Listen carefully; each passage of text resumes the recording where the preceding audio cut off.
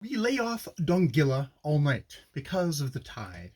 I lay off everything, Dongilla, canoe, and all, a little after midnight. A banjo and almost all the crew stayed on shore that night, and I rolled myself up in the aqueta cloth and went sound and happily asleep on the bamboo staging, leaving the canoe pitching slightly.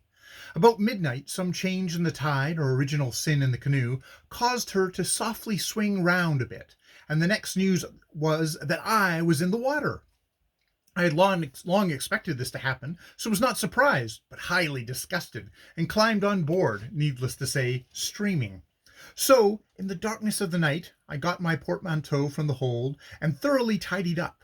The next morning we were off early, coasting along to Glass, and safely arriving there, I attempted to look as unconcerned as possible and vaguely hoped Mr. Hudson would be down in Libreville.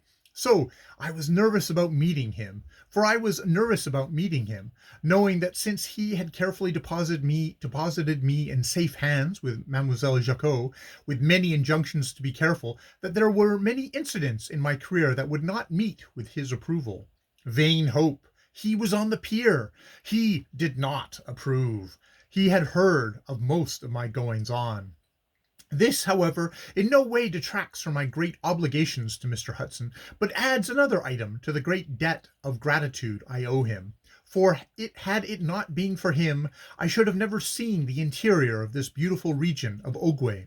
I tried to explain to him how much I had enjoyed myself, and how I realized I owed it all to him.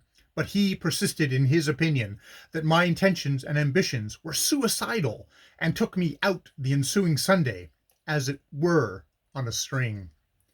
End of chapter 11.